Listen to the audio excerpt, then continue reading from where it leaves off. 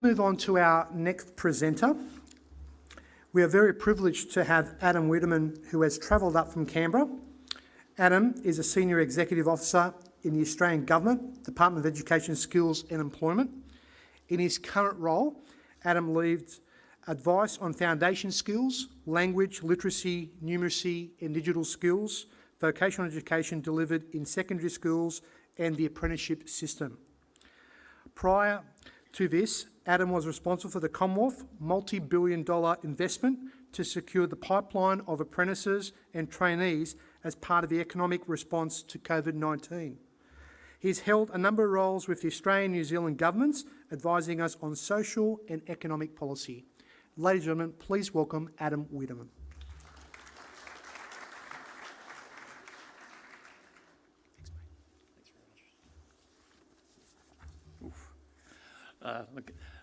Thank you very much. Look, I might just start by, again, just saying thank you for the warm welcome to country this morning, and just extend my own acknowledgement of the traditional owners of the land in which I'm presenting from today, and just pay my respect to elders past and present. And again, I think, echoing some of the comments that have come before, I think it's interesting from a Commonwealth perspective. We've got to focus on obviously delivering outcomes for a range of groups across Australia. But I think our new government has sent a very strong signal about, it's certainly to the bureaucracy about, I guess, the opportunity for us to be better and do better when it comes to outcome for Aboriginal and Torres Strait Islander people, like certainly through the commitment to the Uluru Statement and certainly through the way in which the data requests that I know I've been responding to in the last 3 weeks are shaping up. I guess it's great to see that focus on a group of Australians who contribute much to the diversity and I guess the meaning for all of us here. Also, I'd like to just thank Freddie as well for the warm welcome and also for providing the opportunity. It's nice to say it's a privilege to have you turn up, but it is about 10 degrees warmer here today than it is in Canberra, and it is lovely to actually get out and about. I think as many of you will have appreciated, COVID hasn't really allowed for this sort of engagement to happen, and particularly coming from a Commonwealth perspective, the opportunity to actually come out and talk to practitioners to, catch up, to be honest, in the coffee breaks is a very, very welcome one for myself, and it's a real pleasure to be here. So I might just make sure I've got this working. Excellent. I thought I'd start just by quickly echoing a few of the points from David this morning as well. Not so much about so I guess the mechanics of that delivered in a secondary school environment, but the opportunity that it actually does represent. I suspect most of you will be aware we had a federal election recently. At the Commonwealth level, that process of preparing for a new government and considering your advice, it does promote a fair degree of reflection, and it also makes you think about what is working well, what probably isn't. What are the opportunities going forward? The number of conversations that I've been involved in the last probably six weeks on time's getting a bit away from me around, what is the future labour market, what does the future skills need look like, and also what is the intrinsic value of education. I've probably lost count, but one thing that is really clear is that, into an environment where we're looking at 3.9% unemployment the last time I looked, where we have incredibly clear guidance from sort of our National Skills Commission, from certainly our colleagues in the states and territories around, where the demand for labour will be, where the demand for, growth in the economy for new and emerging industries is. It's all heavily linked to the vocational education and training sector. And when, again, you're thinking about what a skills pipeline looks like, the reality is the people you're talking about are the people that you're all teaching. We have emerging skills pressures around, where are the jobs, where are people to fill jobs today? That's one problem that I think we all collectively deal with in governments at all levels. But really, if you're trying to secure a system that provides for, employment, educational outcomes in, the sort of the next 5 years, you're really talking in a lot of ways about people who are in school at the moment. So the role of VET delivered in a secondary school environment is actually a really critical piece of these broader conversations around, how do we actually address skill shortages? How do we actually position ourselves so that what we're not seeing is, industry crying out for people that maybe don't necessarily have the skills that they need, or, a return to sort of larger unemployment figures. So it's just a point I thought was worth making, because the work that happens in the classroom now absolutely contributes and is part of a much broader conversation around, how do we actually continue to be a prosperous nation? And that really is how we are talking about these sorts of things. So I thought that was something that was worth sharing. And I guess the other thing too is, particularly, just because I'm in a slightly reflective moment at the moment, what with the cycle of government that we're in, I think we have also continued, successive governments, I think, have shown an incredibly strong commitment to the skills and training sector over the last few years. But one thing that's particularly interesting is with the new government coming in, there is, again, I think, a continuation of the centrality of the role of VET, of vocational, practical, hands-on skills, of learning in a workplace and a classroom environment, and of ways, I guess, at the federal level to, bake that into the cake of our planning. One of the commitments that the new government made was to an Australian Skills Guarantee, which is around looking at how we can actually ensure that, for major Commonwealth projects, so where we're a primary investor, we're able to ensure that sort of 1 in 10 workers on those projects are sort of an apprentice, a trainee or cadet. And that's, that is a shift in, the way in which the Commonwealth's sort of engaged in this patch. But again, it does go to that idea of, if you're looking forward to the future, how do you ensure that there is a steady demand for the people that we need, for the skills that we need, to ensure that, industry, employers, everyone else, is assisted, at the Commonwealth level in having trained and qualified staff, but also, steady, pull factors like a skills guarantee also ensure that what you have is the incentive at the first stage in this process, which is, VET in the classroom, to make sure that you're prioritising this as a valuable pathway. So it's just it's just, like I said, it's probably a little bit off the topic of the notes I had here now, but it's when you start listening to people, you do start to draw the connections between the conversations you've been having and the work that's happening around you. Look, I thought something that might be quickly useful is, I'm not going to bore everyone with the minutiae of the data, but I will point you to a few resources later on.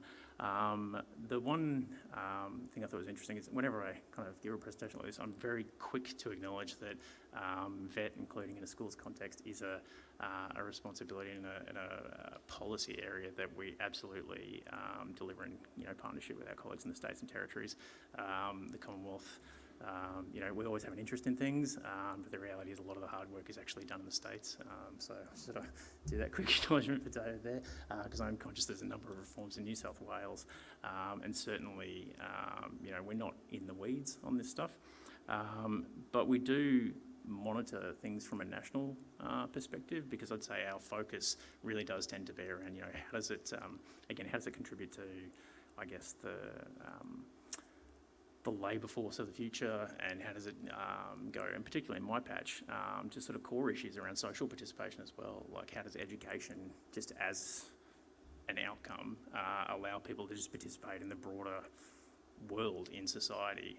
And I think Freddie mentioned that, in my patch, part of my responsibility goes to, ensuring people have the capacity to, meet kind of minimum requirements for foundation skills.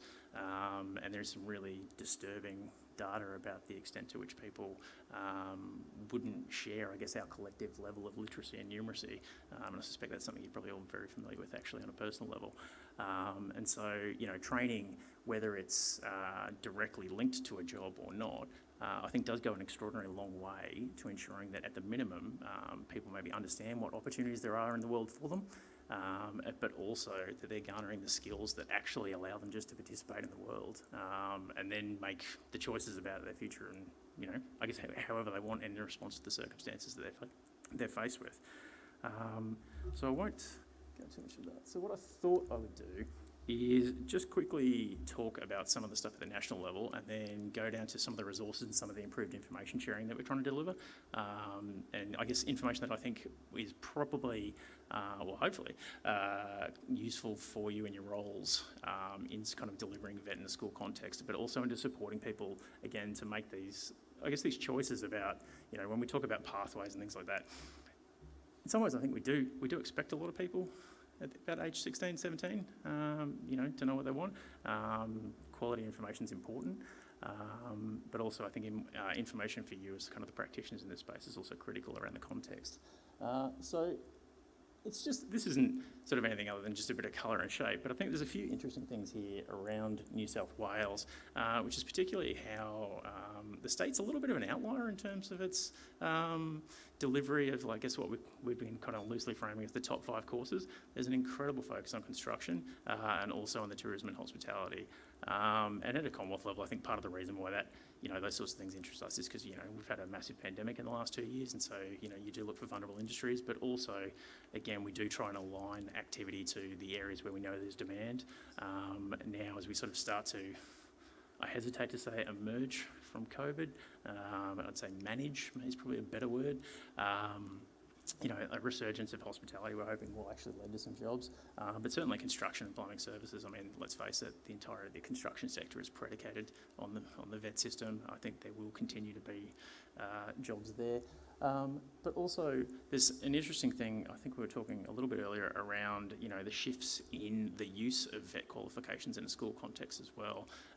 And we did see at the national level a bit of a dip in the number of people who are undertaking vet courses about 3 years ago. But throughout COVID, bizarrely, it's really starting to rally. And the sort of anecdotal feedback that we're starting to get is that that is in part driven by the shifts in the way in which the universities are actually treating the vet qualifications, and the advice that I think parents are very directly giving their children around alternative pathways into a university course.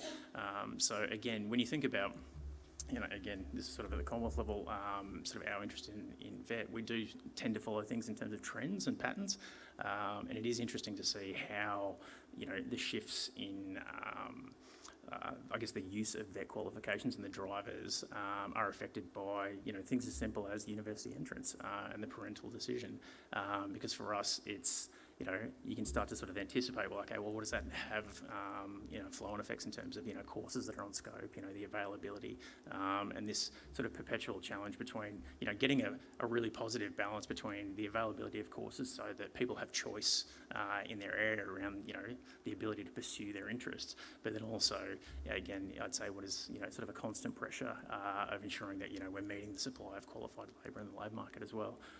So it's an interesting piece. Like I said, there's nothing, you know, particularly outrageous in here. I think there's a continued strength, as we've sort of mentioned this morning, of school-based apprenticeships in New South Wales. Don't be scared by the rather large bar. That's just Queensland. They've had an incredibly, their delivery model is heavily weighted towards school-based apprentices, so don't feel like New South Wales is underperforming. It's just that Queensland might be overperforming, is probably a better way to think about it, to the extent to which numbers of graduates is considered a metric for success. But one thing I will say as well, again, I am sort of glossing over some of these numbers, but we do have, if you are interested in sort of the global snapshots of what kind of the vet in schools kind of data is telling us, like the vet in schools collection is showing, both the NCVR and also on my department's website, which I can circulate to Freddie after this. There are a couple of fact sheets that just sort of provide a quick summary, so we can circulate it around if people are interested to kind of, you know, sort of, they're quite approachable. They're not, they're just quite pretty good summaries, I think, and it's useful context, I think, just to sort of see how your own kind of school and your own jurisdiction is kind of fitting in. We'll get to the delivery models in a second and why it's not always an effective comparison, but it's still, I think, interesting nonetheless. The other point I guess I wanted to make as well is one of the things that you will see when you look at the data, though, is it can periodically be just a smidge misleading. And probably the best example of this is when we talk about, you know, the relationship between school sectors, you know, independent, government and all the rest of it. It's one of the nice to have graphs, but I would say it's probably, and I put it up here mostly by way of saying when you do come across this information, treat it with a degree of caution. because it really does depend on the delivery model in the jurisdiction, and also the way in which we count, was the school a government school, or was the art, or was it a TAFE? Like the way in which you count government tends to vary from jurisdiction to jurisdiction. So that one's, I put that up there, not because it's particularly insightful, but mostly just as a note of caution for when you do kind of do your own research, because we haven't really nailed a consistent way of reporting on that at the national level. And I'd say the other sort of interesting part is we do go to qualification levels. Again, that's one of the trends that I'd say we've been monitoring over the last few years as well, because there has been a substantial movement away from the lower level qualifications. And so, we are seeing like higher level quals being delivered in a school environment. And partly, again, we do have a new NCVR data collection coming out in August. But partly what we have been hearing through some of our engagement is a lot of that has to do with that idea of, the university entrance process, and just a general movement towards higher level quals. And so from a policy perspective, one of the reasons why that interests us is, again, not just about understanding the pathways that young people are taking into their careers and their life, but it also goes to, whenever you do reviews of qualification frameworks, whenever you look at what's on scope, whenever you're, kind of setting your regulatory market. And also, again, rather selfishly, if you're looking at, sort of the capacity of people to participate in training because of their language literacy and numeracy levels, understanding why these patterns are emerging, but then also understanding who's still doing the lower level courses from a policy perspective, I think is really critical. And I do think, and we've sort of acknowledged some of the data limitations that we've got in this space. I do think that's where, the information of people on the ground actually does become critical. Because one thing that I think history's probably shown us is it's very, very easy for people like me to go, oh, okay, Cert 1s are on the way out. All right, and then, through some minor stroke of a pen or change of an incentive program, suddenly the capacity for people to deliver a Cert 1 drops off a cliff. So this process of, really coming to grips with not just the macro trends that we focus on, but also the reasons behind it, understanding the cohorts are still undertaking this training. That's a huge focus for my team.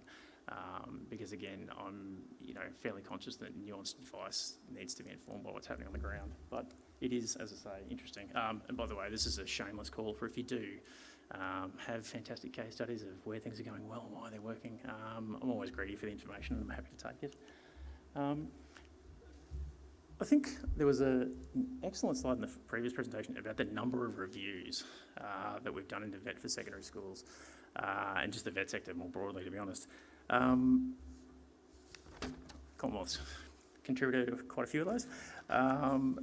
The interesting part about that is we've probably, over the last 12 months at the Commonwealth level, been trying to put a little bit more meat on the bones of some of the findings in that space, just around really coming to the grips of the local kind of circumstances for VET delivery, partly because I think one thing you could almost probably, everyone could collectively right now is probably the top 5 issues, and you probably see them reflected across every single review around, kind of the capacity of the labour force, the links to industry, the link to the ATAR.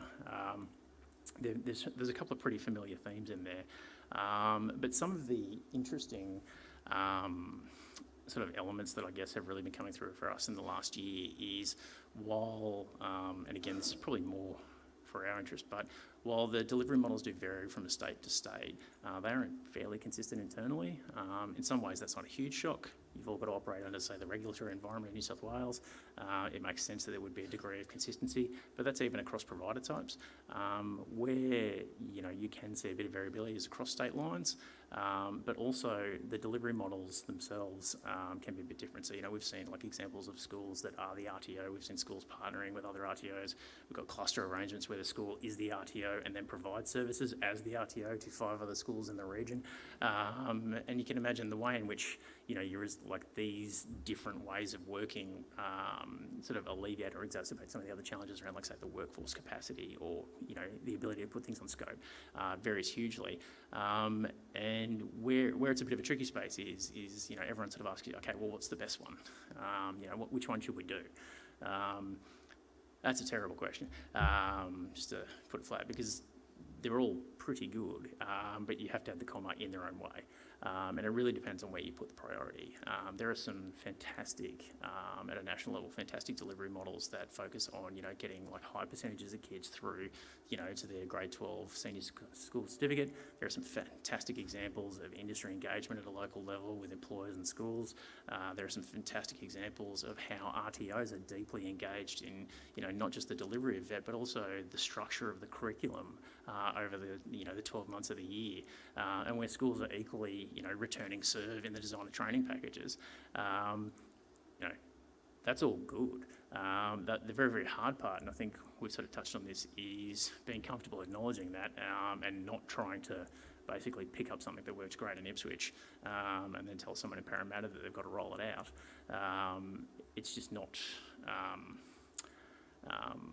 it's just not a great way of doing business. And I think probably the other thing we sometimes abstract away, and maybe Fred's a good example of this, is every now and then you'll come across a model that works incredibly well because you know that you've got someone in that particular school who is absolutely single-handedly and almost doggedly driving the reform.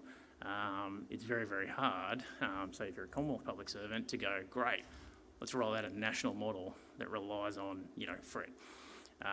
It's just not very scalable, but it is a challenge for us because at the Commonwealth level I think we do care about the same things, which is high quality training. We care about delivery models that allow people to have choice, and we do care about the capacity for people to finish and have a qualification that has meaning, so that when employers see it, they value it. And that's, again, I think it's the perpetual challenge. I don't think I have any great answers for you on that. On the industry engagement side, one thing we have noticed is, and actually it probably covers industry engagement, the perception of it and the post-school pathways. One thing that was a real surprise to me over the last few months is, when we're talking about career pathways, this idea of VET as the sort of the secondary option is an interesting one because we did quite a fair bit of work actually on regional and remote Australia recently, and one of the core findings was the perception of VET in rural and regional Australia was brilliant. I was sort of prepared for the obligatory, everyone wants a university pathway, VET. No, it was actually fantastic.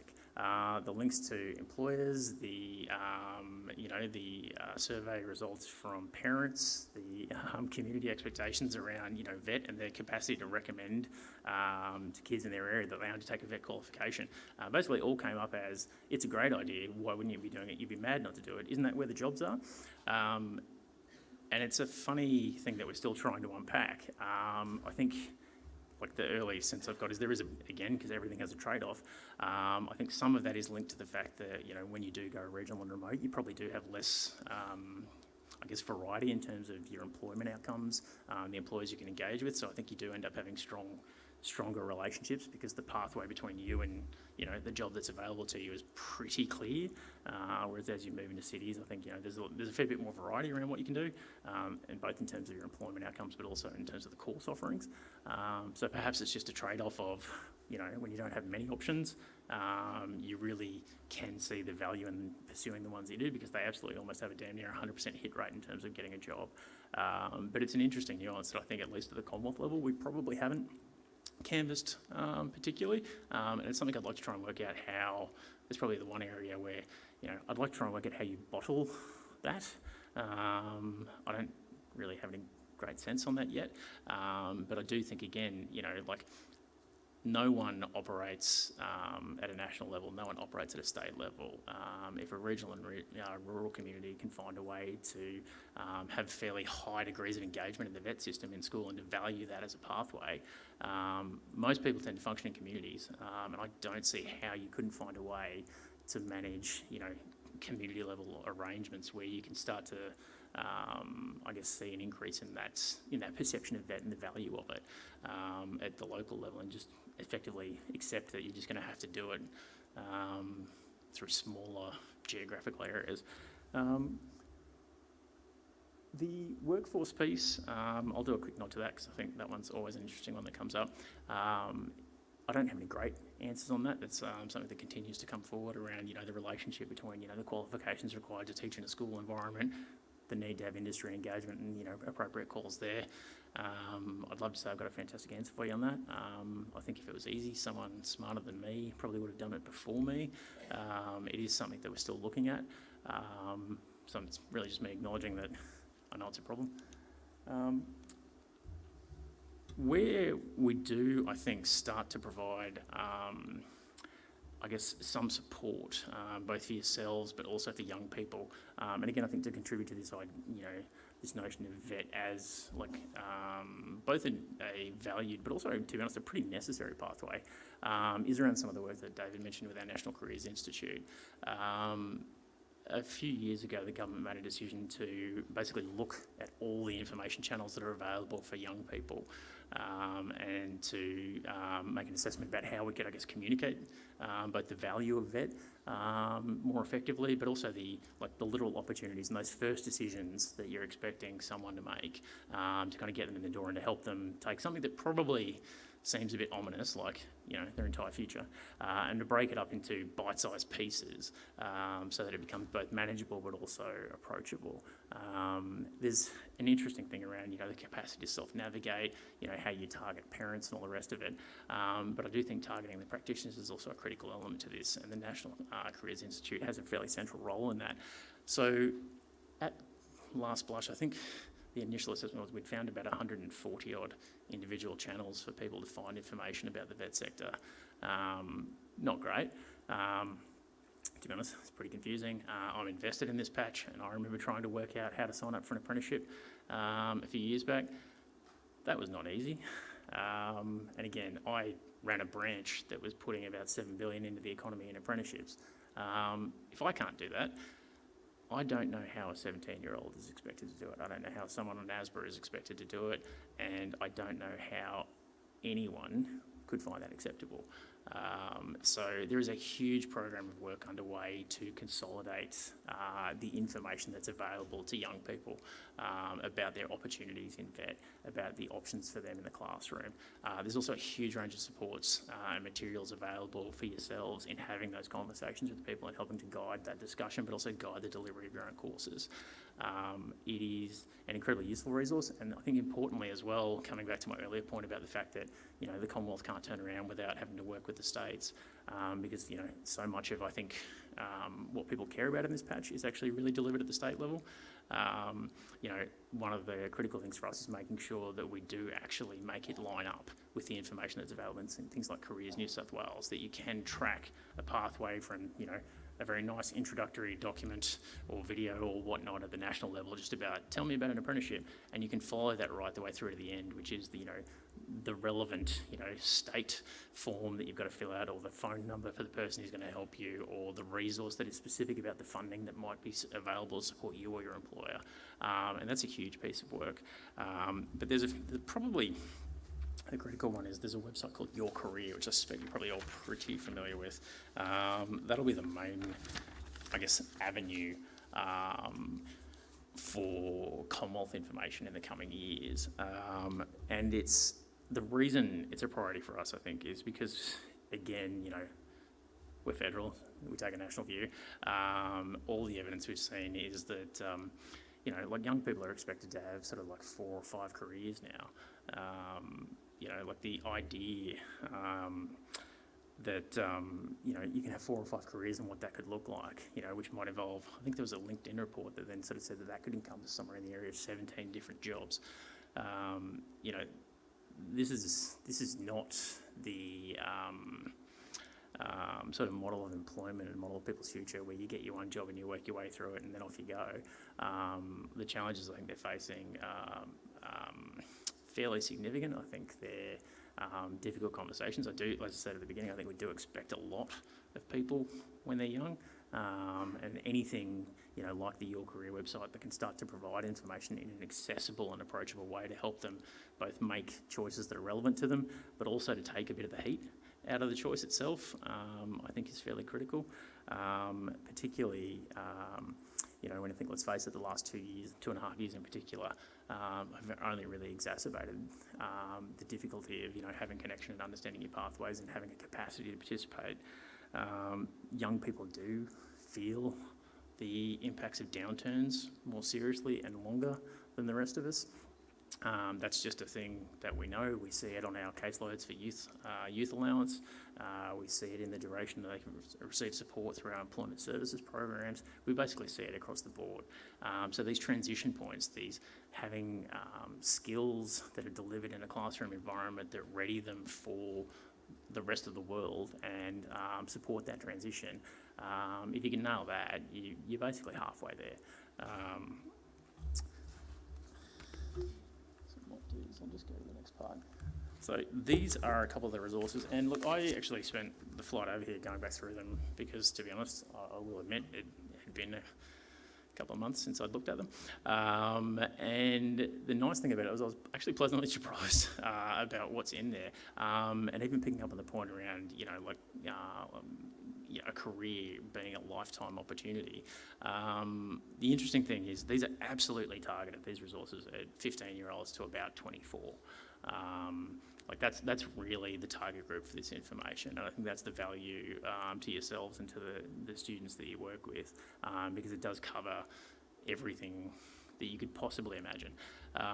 The surprising part for me was there is a general usefulness in the information. It turns out well-crafted messages about your career options, about training, have a broad applicability, and it's something that I certainly going to be speaking to a few other groups in the next few weeks, because just seeing a well-crafted description around what people's future can look like, what the key decisions need to be, these are incredibly, I know government doesn't often produce particularly good communications products. We've had a few fails. This isn't one of them. They're incredibly useful. They are really useful products. One thing I would say that they're also quite useful for is particularly, if you're finding yourselves dealing with people who need kind of more targeted support around additional assistance available from various governments or other groups. There are additional supports that you can access through them, and the School Leaver Information Kit actually directs you to it. So there's hotlines that people can talk to. They can access kind of career information sessions that'll be external from their school. So if they're looking for a third-party voice, that sort of support's available to them. And there's also kind of guidance for the parents as well around how to have these conversations with their kids and how to kind of support them in making those decisions as well. But the one thing I would say is what they are is a tool. They're not a replacement. Someone needs to sit down with people and work them through it. Like all, I think, good careers advice, a piece of paper is no substitute for a conversation. And these, I think, when you have the opportunity and if you're interested to review them, I think you will see that what they're not is a replacement for good careers advice. They're not a replacement for good tuition. What they are is something that I think can genuinely help the conversation and provide people with guidance. And they do go a long way, to providing an entry point for some of the more complicated information that's available out there about, kind of the value of different qualifications and, what those skills will give you and the transferability and all the rest of it. But as I say, it's a really fantastic starting point, and I think it does go to both supporting the delivery of high quality event in the school system, but also, again, in this idea of careers, of really supporting people to understand that, they're making an initial decision, but they may not necessarily be making a decision that they're going to be stuck with for their entire life. So I'll probably finish up here in a minute, but I would say that, one thing, again, that is abundantly clear for me at the Commonwealth level is, if we're talking about pathways, if we're talking about opportunities for people who are considering vet in a school context, they really do abound. The skills gaps of the future that, at least for the conversations I've been involved in the last few weeks, they're all in the vet sector.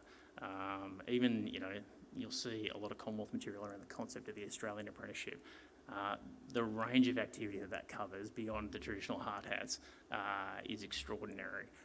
There's a wealth of opportunity here. There's a wealth of government support for people to engage in this place. And with such a low unemployment rate and no migration, anyone who is thinking about doing a vet qual in a school environment, I think one worry that they can not have is whether they'll probably have a job. That part feels I feel reasonably confident in that. But as I say, look, thank you again, both for the opportunity to present and to come down today. It's lovely to actually get out, and happy to talk to people if you've got questions and anything. Thank you.